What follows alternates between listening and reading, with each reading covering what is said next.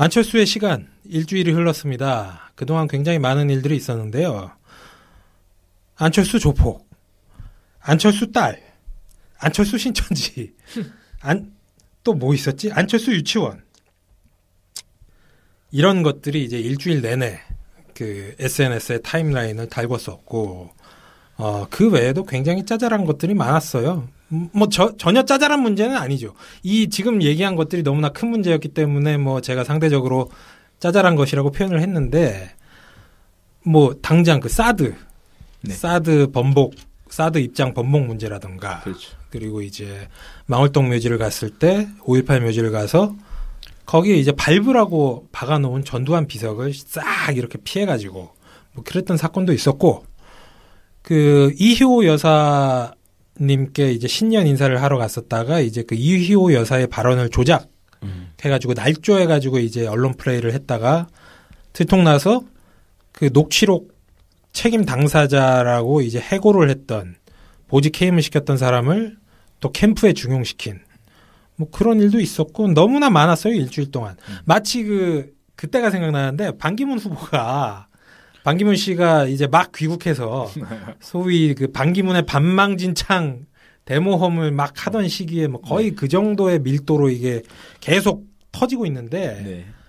이게 어떻게 보면 지금까지 안철수 후보가 얼마만큼 비호를 받았는가, 검증 공세를 피하고 있었고, 그런데 이제 여론조사에서 수위를 올라가니까 여기저기에서 이제 검증 들어가는데 정말 속수무책이었던 거죠. 두 분께서는 요 일주일여 동안 있었던 그런 사태들 중에서 특별히 이제 기억 남거나 아니면은 상당히 분노했던 그런 거 있으시면 한번 얘기를 해보죠. 저부터 하겠습니다. 네. 안철수의 기존의 일주일간 행동 중에서 가장 짜잘한 거. 지하철 그 청년이랑 만나서 책 받은 사건. 아우. 정말 너무 짜잘하죠. 잡스럽다. 네. 진짜. 근데 그 잡스러운데 난 이게 제일 웃기더라고.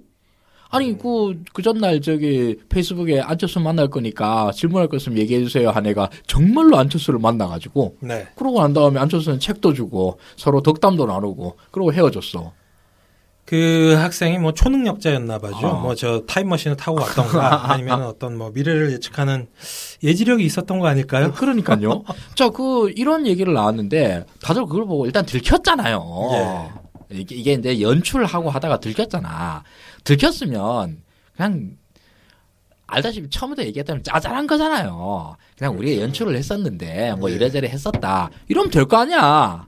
묵묵부답이죠? 아니요. 나름 열심히 변명을 해요. 뭐라고 변명을 했습니까? 초능력자라고? 그분이? 그 학생이 맨날 그쪽을 전철 타고 다니는데 안철수가 이쪽으로 이제 지하철 타고 갈 거 이런 게 이제 알게 돼가지고 그럼 혹시 내일 만날지도 모른다. 예. 이런 생각을 하고 책도 준비하고 사람들한테 질문도 받고 그랬던 거다. 이런 식으로 변명을 해요. 대단한 사람이야. 네. 아니, 뻔뻔하네. 그 동선을. 자, 그게 이제, 우리의 상식상으로 생각을 해보면, 예. 1차 거짓말, 일단 그 상황 자체를 갖다 연출한, 이것도 거짓말이죠. 그리고 거기에다가 그거 들키고 난 다음에 또 2차 거짓말을 했습니다. 예. 그러나 저는 상식을 믿지 않고, 기적을 믿는 사람입니다. 세상에는 얼마든지 확률이라는 게 있고, 그렇죠. 내일 당장 지금 우리가 북핵 위기를 걱정할 게 아니라 내일 당장 안드로메다 성운에서 우리를 침공할 외계인이 있으면 어떡합니까?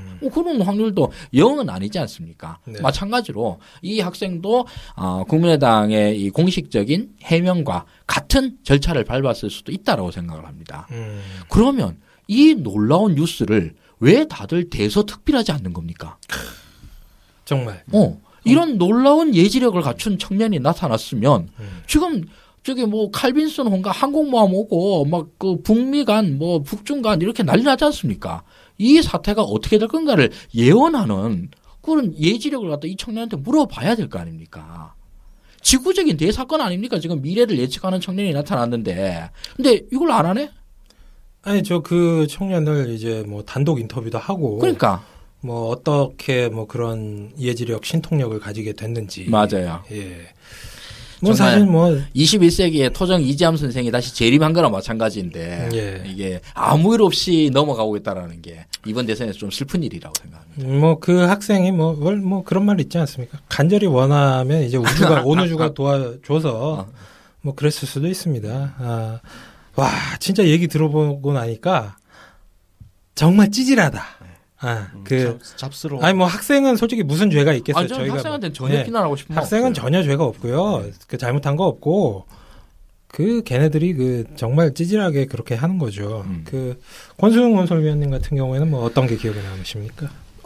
지금 뉴스가 잘 안 되고 있는 KBS 단독 보도했던 거. 네. 그 안랩 직원이 안철수는 안랩과 지금 관계가 없는 대주주이긴 하지만 하여튼 경영에서 완전히 손을 뗀다 뭐 본인 스스로 선언을 했고 근데 안랩 직원이 그 선거 사무실을 얻어주고 했다는 뭐 KBS 단독 보도가 나왔단 말이에요. 아, 네. 이 기사를 보면 네, 여기 그 김기인 전무라고 안랩 임원이에요. 예, 예, 이 사람이 서울 마포구 도화동에 그 건물을 그 사람 명의로 계약을 하고 해지를 했다. 이 얘기예요. 이게 언제냐? 2013년 국회의원 재보궐선거할 때. 그때 안철수가 노원병인가요? 예. 네. 거기 노회찬 자리 슈킹해가지고 무소속으로 출마해가지고 당선됐을 때. 네, 예. 그때 이제 비공개 사무실로 운영을 했는데 여기에 지금 안랩이 개입됐다는 거죠. 그리고 사무실에 있는 컴퓨터, 의자 막 여기에 안랩 마크가 다 찍혀 있었다는 거고. 그러니까 그 안랩 직원이 뭐 계약하고 거기 비품까지도 그냥 갖고 와서 쓰고. 이 문제는 우리가 그냥 일반적인 인간관계로 보면 충분히 그럴 수 있어요. 그죠? 그럴 수 있는데 문제는 이거는 공적인 게 지금 들어가 있는 거야. 그렇죠. 공사 구분이 안 된다. 예. 지금 우리 박근혜 최순실 게이트의 가장 큰 문제가 뭐였어요? 공사 구분이 안 돼가지고 나라가 개판된 거 아니야.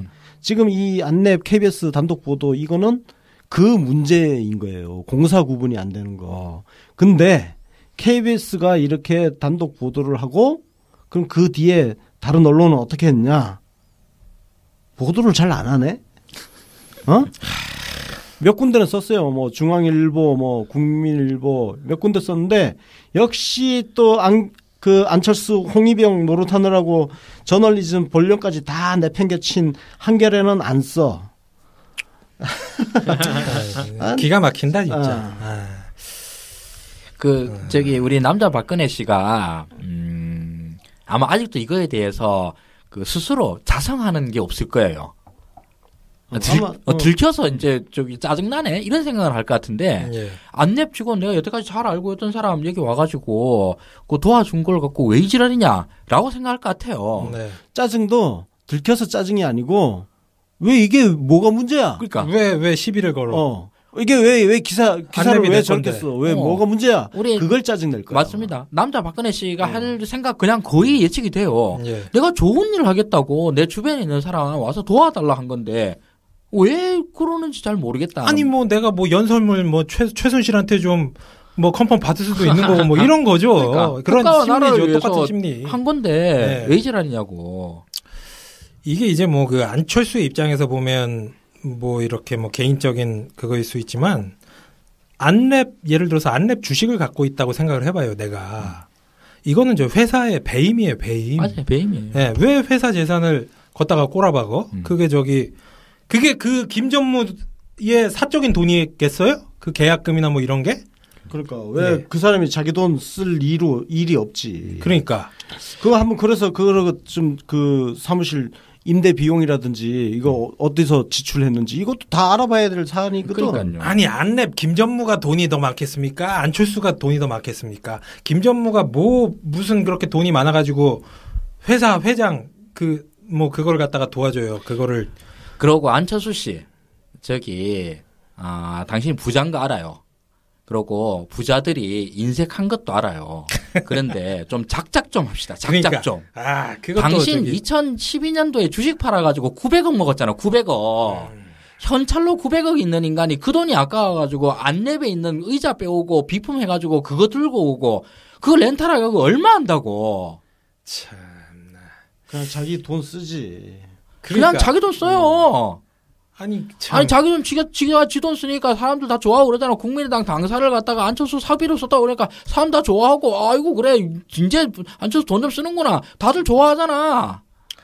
그게 그렇게 아깝니? 그 비슷한 일이 또 하나 있었는데 그 최장집 씨가 거기 뭐 정책연구기관 안철수 사설 거기 들어갔다가 안철수가 운영비를 안 대고 네가 저기 최장집 네가 그거 그거 했으니까 운영비도 알아서 조달하세요.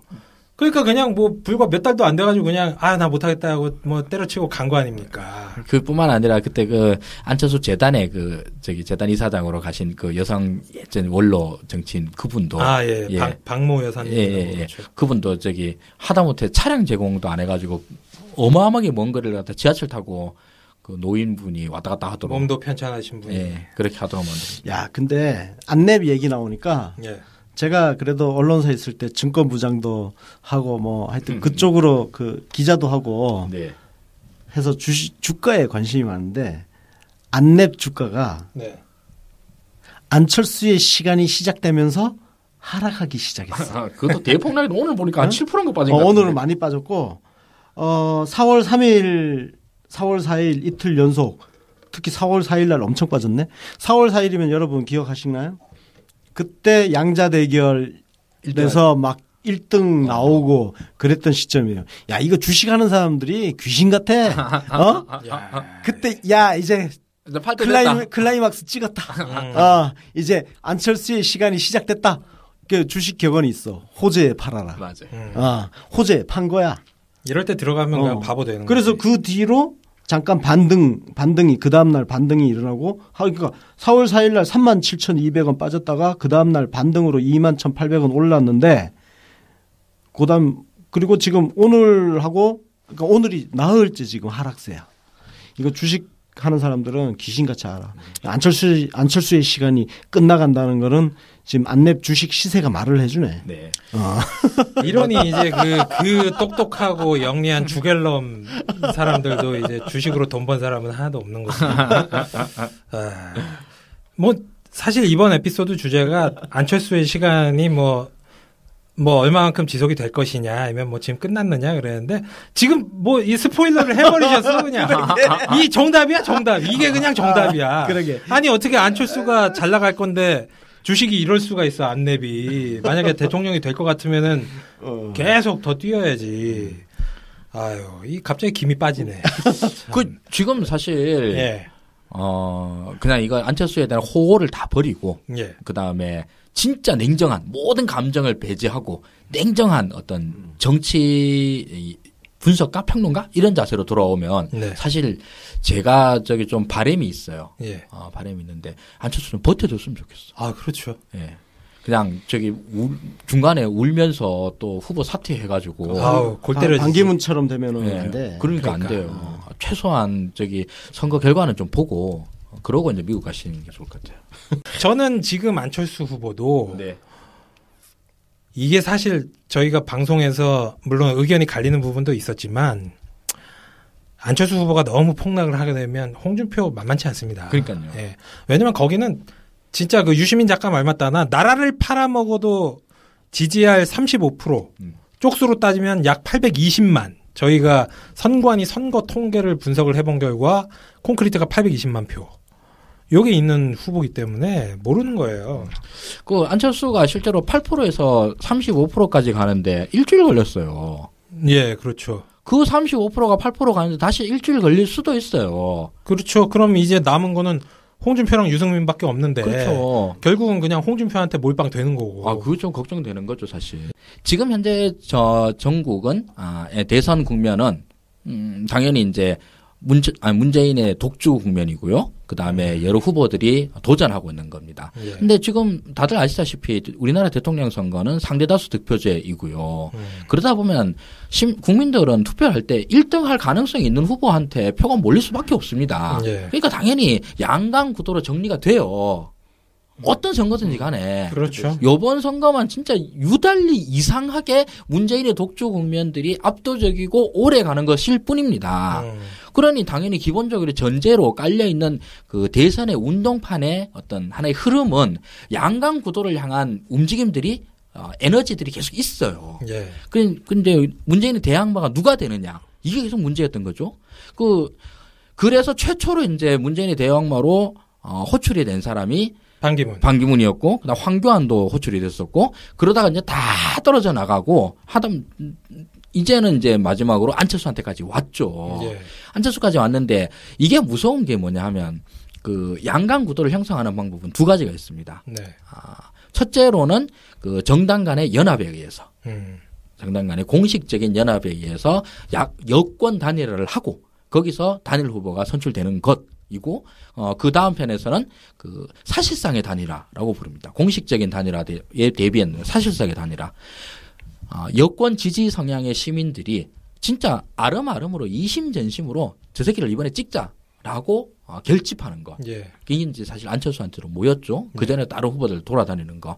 무서운 건 지금 현재 국면에서 저는 무서운 건 사실상의 단일화 국면이 사실은 무섭습니다. 그리고 그 사실상의 단일화 국면에서 능력 있는 후보가 된다고 그러면 정말 비등비등한 승부를 각오해야 될 수도 있어요. 예. 그럼 안 무서운 건 뭐냐? 공식적인 단일화가 진짜 안 무서워요. 네. 왜냐하면 공식적인 단일화는 야권 단일화 하느라고 우리가 해봐서 알기 때문에 그렇습니다. 예. 안 돼요, 진짜.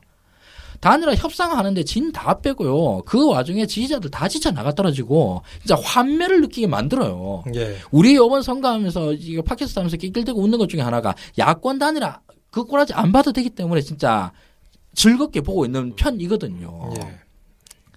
그걸 위해서 저는 그 김종인 씨가 더불어민주당을 탈당하면서 자기가 빅텐트니 뭐 제3지대니 뭐 후보 연대니 이런 얘기를 할 때 저는 이분이 나가가지고 정말로 여당들한테 쭉 돌아다니면서 진짜 공식적인 여권 단일화를 위한 행보를 해 주시기를 진심으로 기대했어요.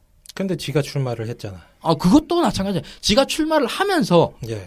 다른 사람들 자기 대선 출마자의 자격으로 여러 사람들을 공식적으로 모아가지고 그래서 한 군데 다 모아가지고 모으기만 모으면 그 다음부터는 당연히 아사리판이 완전 아사리판이 벌어지기 때문에 예. 그걸 진심으로 기대하고 이분의 역할들을 갖다가 거의 최초로 기대했었는데 그게 이제 무산됐죠. 그걸 못 견디고. 예.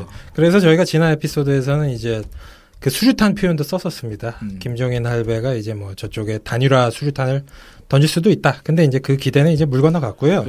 네, 맞아요. 지금 그 말씀하신 것 중에 그게 이제 사실 유권자에 의한 단일화인데 그게 이제 역대 선거마다 항상 이루어져 왔죠. 그 97년에 이인재 후보 같은 경우에도 지금 생각해 보면 뭐 이인재 후보 20% 얻은 게 되게 많아 보이지만 사실 이인재 후보는 선거 기간 직전까지 이회창 후보와 거의 엎치락 뒤치락 하던 후보였습니다. 근데 막판에 이제 이 조중동이랑 그쪽에서 이제 정리를 한 거예요. 정리를 하고 심지어는 그때는 이제 이인재 후보 쪽 지지자들이 중앙일보, 조선일보 쪽 가가지고 막 화형식 하고 그랬습니다.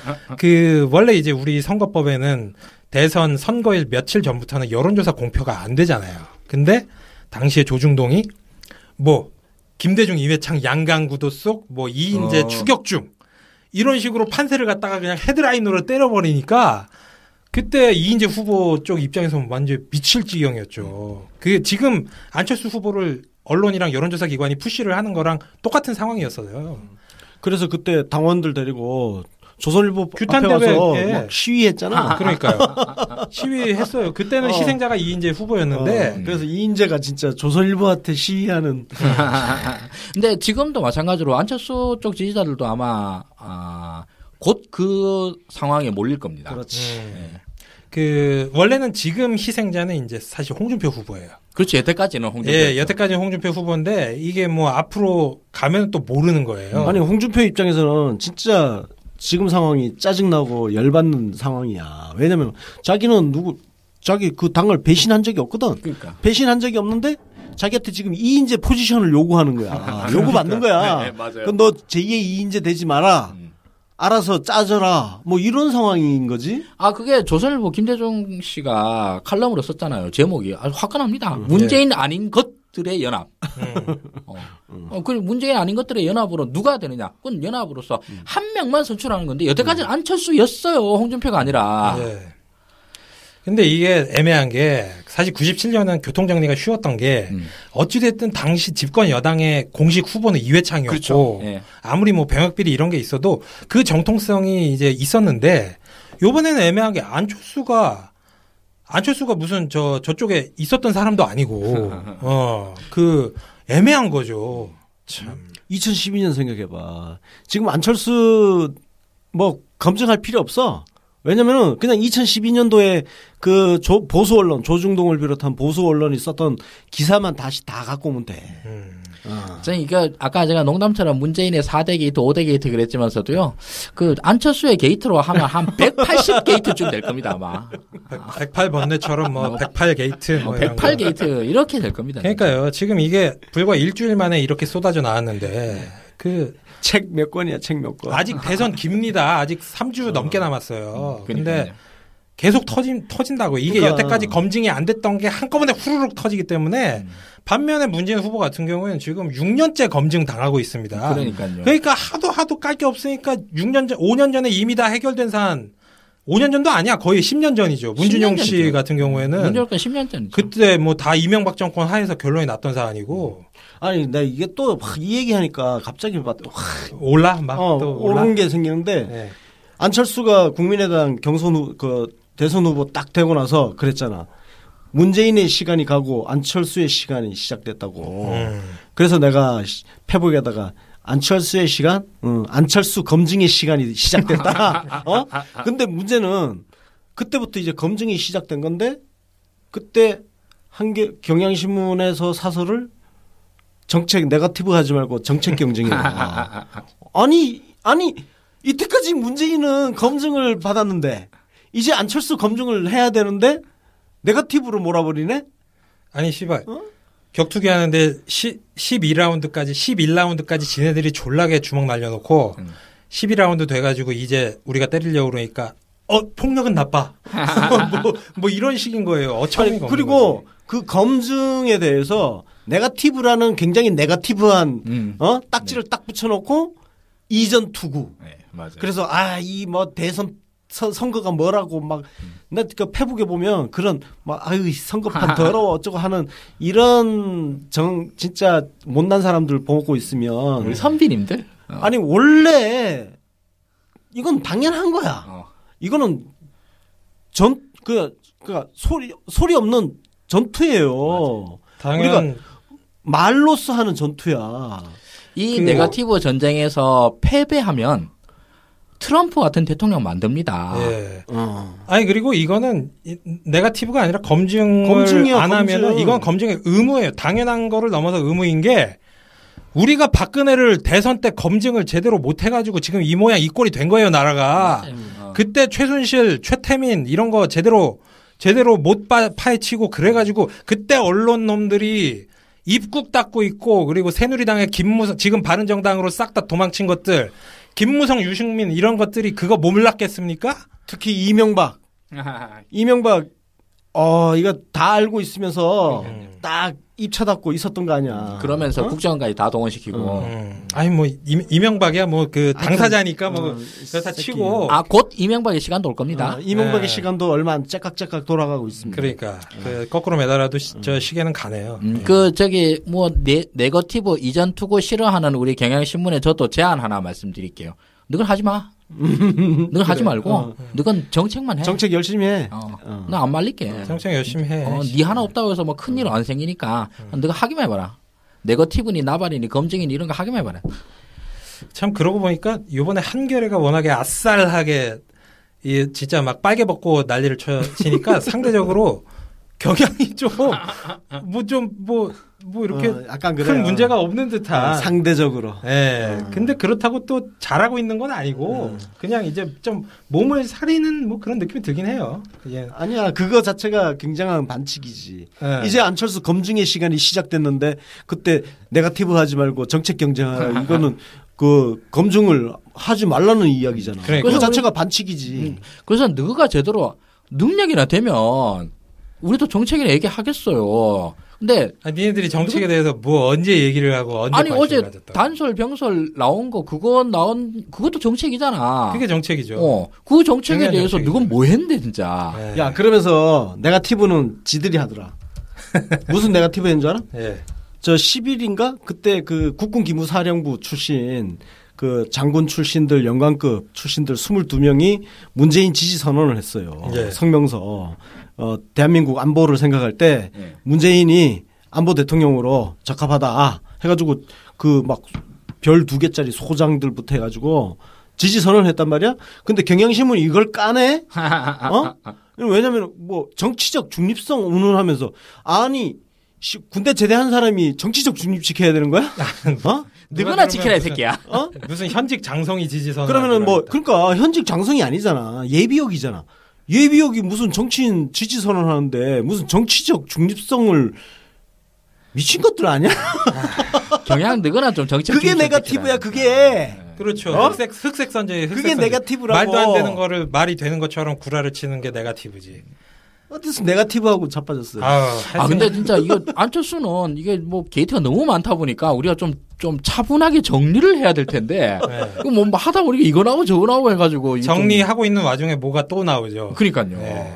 맞다 그거 이런 식으로. 근데 그냥 우리 그 정리하기 전에 안철수의 시간이 번개불에 콩밥과 먹듯이 휙 지나갈 것 같아가지고. 그러니까 저는 솔직히 뭐 지금 시점에서 이 방송 들으시면 뭐 한가한 소리 하는 이런 말씀 하는 분들이 있을지도 모르겠지만은 저는 진짜로 이게 결국 이게 반문재인 정서나 반문재인 표가 안철수 셔틀을 거쳐서 홍준표한테 할지도 모른다는 게 뭐 사실 홍준표로 가. 걱정이 되는 거고.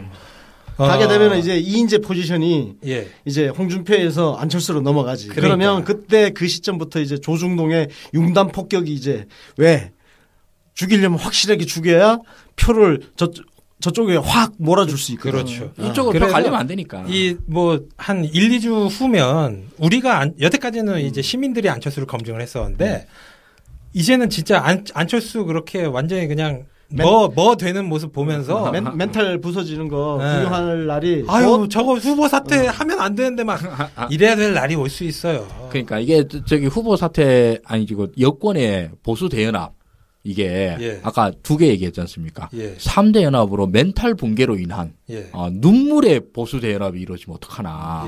안철수가 울면서 또 뭐 그쪽 손 들어줄 수 있어. 그러니까요. 이게 이제 무서운 게 뭐냐면은 사실 네거티브 뭐라는 표현을 계속 씁니다만 검증. 네.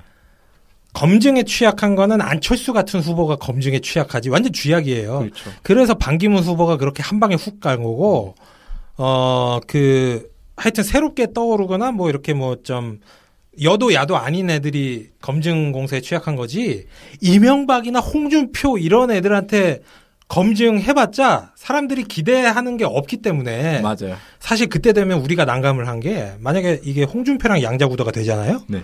우리 그때는 졸라 포지티브 방송해야 된다? 그럼. 맞아. 왜냐면은 그거는 홍준표는 아무리 까도 이게 뭐 안 맥혀. 근데 이제 트럼프처럼 뻔뻔하게 그래서 뭐 어쩌라고 막 이렇게 내버리면 벙찌잖아. 당할 수가 없어. 당할 수가 없기 때문에 우리는 그때 되면 진짜 무슨 정말 포지티브 캠페인, 포지티브 방송해야 돼. 그럼 사실 우리가 그게 강점이 아니거든요. 그러니까요. 우리가 그때 참 약점인데. 그러니까. 우리는 원래 이게 적성이 개백정인데 손에 피 묻히는 게 전공인데 홍준표가 되면 우리 뭐 하여튼 그래도 홍준표 까야지 뭐. 우리 적성대로 해야지. 방송에서 홍준표 까고 우리는 이제 뭐 그 방송 안 하는 때는 그냥 막 영업하는 거야. 저 길거리 나가가지고 뭐 삼보일배라도 하면서 뭐 그렇게 해야 되는 거야. 근데 안철수 같은 경우에는 이렇게 뭐 팟캐로 까고 페북으로 까고 트위터로 까고 그러면은 푹푹 쭉쭉 빠진다? 맞아요. 반기문 후보가 그랬어요. 반기문 후보 그때도 언론에서 나서서 검증하고 깐 게 아니라 SNS에서 융단 폭격가하니까 1, 2주 만에 그냥 뭐 10% 이하로 뚝 떨어진 거예요. 그러니까 이게 사실은 우물 아니기도 하고요. SNS 뭐 팟캐스트가 사실은 우물이에요. 네. 저는 이게 기존 언론보다 위력이 크다고 생각하진 않아요. 개인적으로. 다만 우리가 여기서 뭔가 이런 다양한 논리들을 만들고 공유를 하면서 이게 우리 실생활 오프라인 오프라인 생활 속에서 네. 전파를 하는 무기를 지금 우리가 서로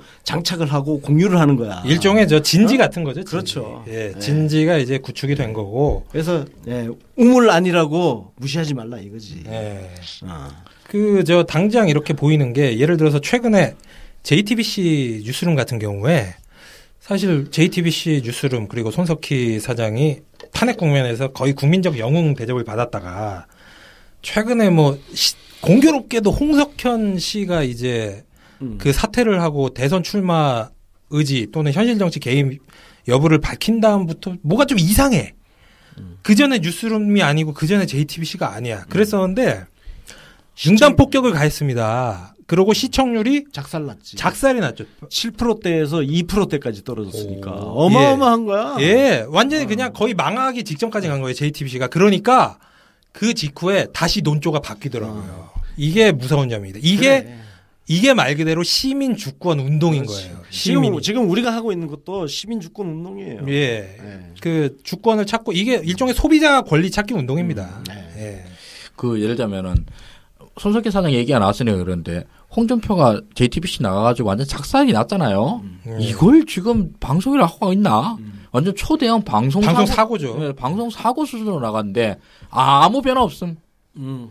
그걸로 인해 가지고 홍준표 타격 1도 없음. 아니 내가 볼 때는 만약에 저 그 보수층 지지자가 그 방송 봤으면 되게 홍준표에 대한 호감 높아졌을 것 같은데요. 카타르시스 느꼈어요. 오히려. 예. 왜냐면은 예. 지금 뭐 사실 박근혜 탄핵되고 하면서 기죽어 있잖아. 예. 기죽어인데 홍준표 가서 막 뻔뻔스럽게 그냥 큰 소리 뻥뻥뻥 치고 하면 그 기죽어 있던 게 뭔가 좀 확 풀리면서 대리 만족 시켜준 거예요. 그러니까요. 대리로 자기가 홍준표가 가가지고 손석희한테 완전히 그냥 우리가 보기에는 되게 추하지만 근데 똑같이 홍준표처럼 똑같이 했는데 안 좋은 사람이 있어.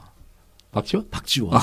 박지원도 JTBC 가가지고 손석희 막 질문 거의 뭐 못하게 할 정도로 느물느물 뭐 그렇게. 느물느물이 아니야. 네. 그냥 막 좀 따지듯이 막 자기 할 말 막 했는데 예. 우리 요건 다 먹었죠. 박지원 대표는 앞으로 열심히 더 그렇게 자기 이야기 열심히 하고 다녔으면 좋겠어. 내가 볼 땐 안철수 최고의 네거티브는 박지원 대표가 지금 하고 있어. 왜냐면은 사람들이 바깥에서 볼 때 지금 대통령 후보가 안철수인지 박지원인지 헷갈려. 맞아요. 아니 뭐 열일을 해주고 있죠 박지원 씨가. 지금도 우리 똑같은 더불어민주당으로 비교를 해보면 추미애 대표가 전면에 나선 일이 없어요. 지금은. 그러니까 조용하지. 지금은 후보의 시간이니까 당 대표는 그 말 그대로 백업 서포트 역할을 하는데 충실하고 있어요. 원래 이게 정상적인 거 아니야. 지금 우리 박지원 대표는 어디 하나 마이크 하나 더 들이밀려고 진짜 맨날 그러고 있으니. 아니 심지어 예. 문재인은 다음 2022년 대선에서 자기랑 붙자 뭐 이런 얘기하고 앉았고. 그냥 파이팅이 넘치시고. 아니 그거는 대놓고 내가 대통령 후보라는 이야기를 지금 하고 있는 거거든. 내가 차기 대통령 후보고 만약에 안철수가 되면 내가 차기 정권 실세고. 그렇죠. 이거는 완전히 그 홍준표 후보의 발언을 자기가 셀프 인증을 해주는 거예요. 박지원 상황 정치 하고 있어요. 안찍박 인증해주는 거예요. 네. 참 이게 무서운 게. 정치인 할배가 관심 종자병에 걸리면 답이 없어. 아니 그러니까 안철수는 지금 사실 바깥의 검증이 문제가 아니고 내부가 진짜 문제야. 국민의당 진짜 박지원 대표가 그렇게 막 설치고 다니니까 태클이 안 들어오겠냐고. 태클 들어온다니까. 그렇죠. 문병호가 태클 들어왔어. 문병호 박지원 대표 선대위 참여하지 말고 백의종군 해달라. 역시 간수 없는 감옥이야 여기. 역시 역시 바로 이렇게 훅 치고 들어오네. 뒤에서 훅 찌르고 들어오네. 파놉티콘이야. 진짜 서로가 서로를 감시하는 로얄 러블 뭐 이런 거죠. 창살 없는 감옥. 그럼에도 불구하고 누구도 싸움을 멈추려 하지 않아. 그냥 저기 그 비누 한번 잘못 집었다가 그냥 골로 갑니다 이거. 하여튼 진짜 국민의당 얘기만 하면 재밌는데 지금 뭐 어쨌든 지지율이 많이 올라와가지고 뭐 사실 저희가 뭐 그 제대로 뭐 각 잡고 웃을 뭐 처지는 아니고 다만 박지원 씨가 뭐 잘 해주고 있다.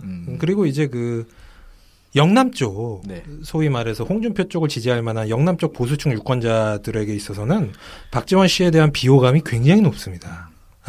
근데 이제 뭐 이렇게 해주면서 표 떨어내주고 있고, 하여튼 이 방송 듣고 계시는 청취자분들 그동안 뭐 저희도 참 뭐 마음고생, 권순우 논설위원은 절대 한 적이 없다고 뭐 처음부터 끝까지 얘기를 하고 계시지만 사실 윤가피님이랑 저는 긴장 좀 했어요. 여론조사 결과 봤는데 여태까지 계속 포착되고 있는 이 여론조사 조작 의혹에 대한 어떤 그 단서들, 그리고 이제 지금 일주일여 동안 드러난 안철수 후보의 어떤 취약한 후보 경쟁력을 보면 우리가 이제 너무 패닉에 사로잡혀서 걱정할 시기는 한 템포는 이제 지난 것 같다.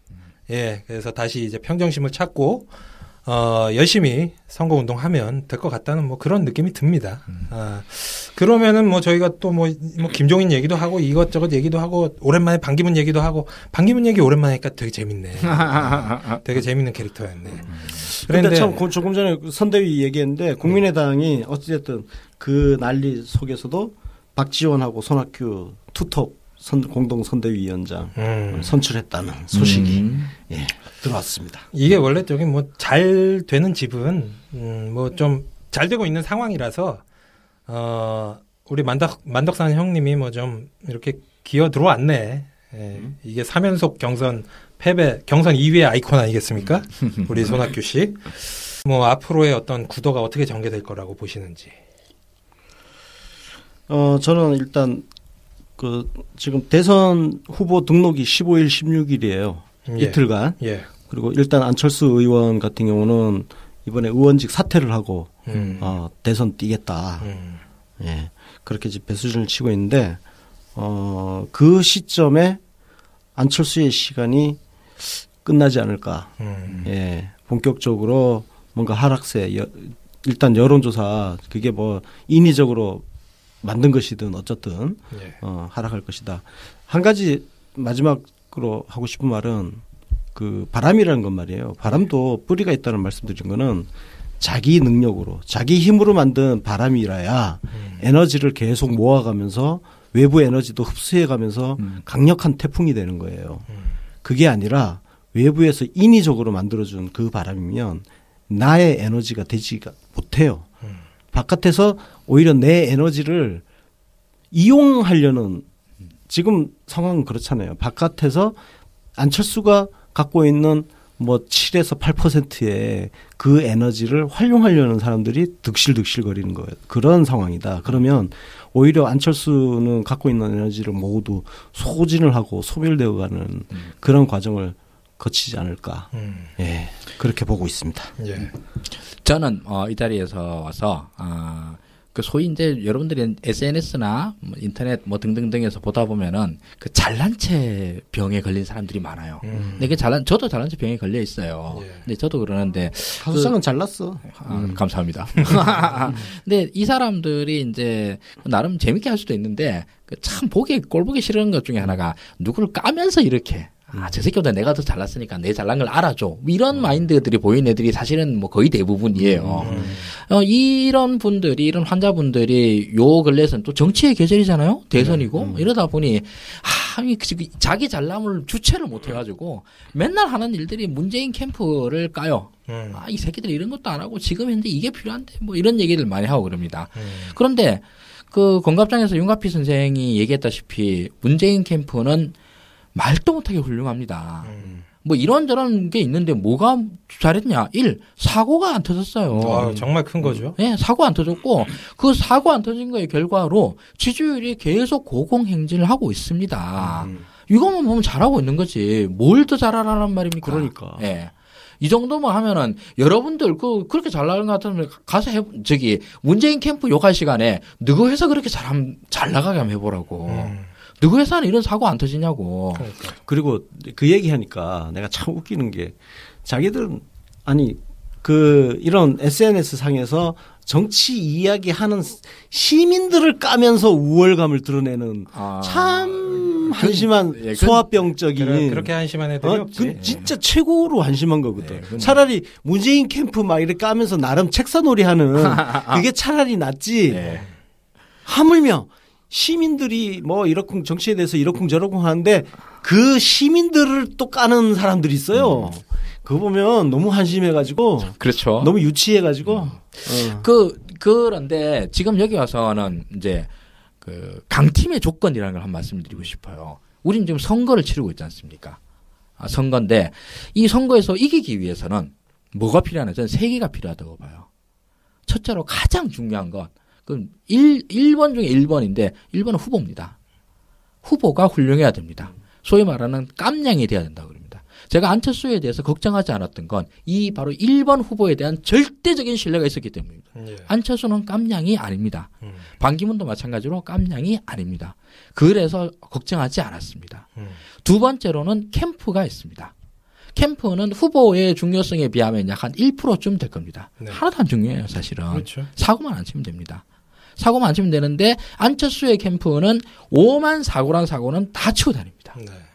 그 사립 유치원 같은데 이런 데는 이제 직능단체 모임이지 않습니까? 예. 이런 데 가는 거 엄청나게 위험해요. 여기서 말 한번 실수 잘못하면은 진짜 초대형 사고가 터집니다. 이게 뿐만 아니라 이 원고들 같은 경우에도 저도 이제 페이스북에 잠깐 말씀을 드렸습니다만 요즘 뭐 4차 산업혁명 이런 거 유행하잖아요. 뭐 공유경제 이런 거 하면서 예. 우버 같은 이런 신사업을 갖다가 우리나라에서도 적극 도입하겠습니다. 이런 말 충분히 나올 수 있거든요. 예. 이 말 나오고 나면은 진짜 난리 납니다.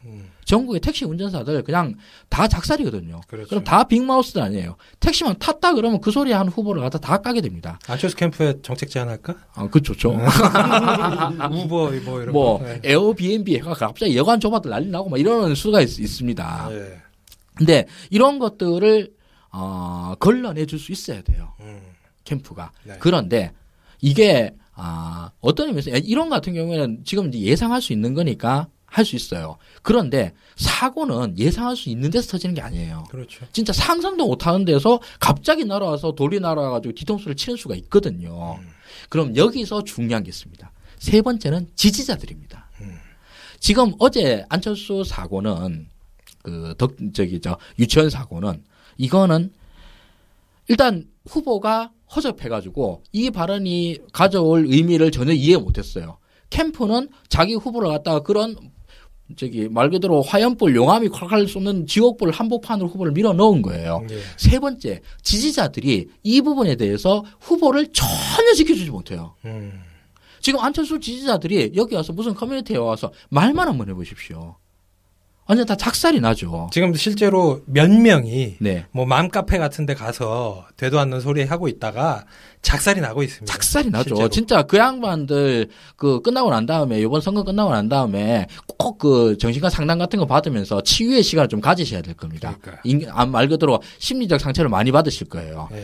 그런데 이런 같은 경우 우리 후보도 마찬가지예요. 모든 대선은 평탄하게 가지는 않을 겁니다. 이번 대선도 그렇죠. 마찬가지고 우리도 우리가 예상하지 못했던 어떤 이상한 사고가 터질 수 있어요. 이때 그 사고를 갖다가 최대한 빨리 수습해 주는 것은 지지자들의 역할이에요. 예. 우리는 그래서 한 팀이거든요. 후보도 한 팀이고 캠프도 한 팀이고 지지자도 한 팀이에요. 예. 이 세 개의 그 요소들이 뭉쳤을 때 이긴다고 보는데 저는 그래서 승리를 확신하고 있습니다. 예. 우리는 역사상 대한민국 정치 역사상 최강의 강팀이에요. 지금 후보, 캠프, 지지자 모두 다 굉장히 훌륭합니다. 예.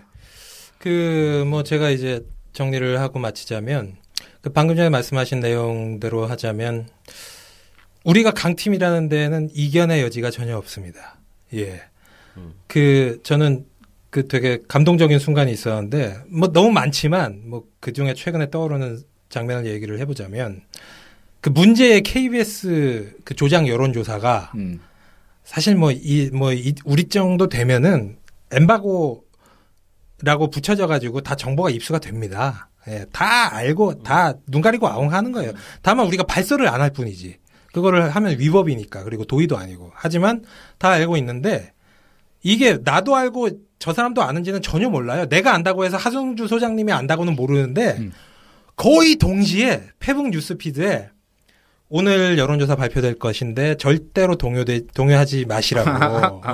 이게 거기에서 저는 이제 집단 지성의 힘을 받고 우리가 한 팀이라는 걸 느꼈던 거죠. 그리고 이 안철수의 시간 일주일 동안 네. 우리 지지자들 그리고 당원 동지들 그리고 시민들이 보여준 이 정말 약속도 안 했고 조직도 없고 누가 오더 내리는 것도 아닌데 일사불란하게 정말 한마음 한 팀으로 한 뜻으로 움직이는 걸 보면서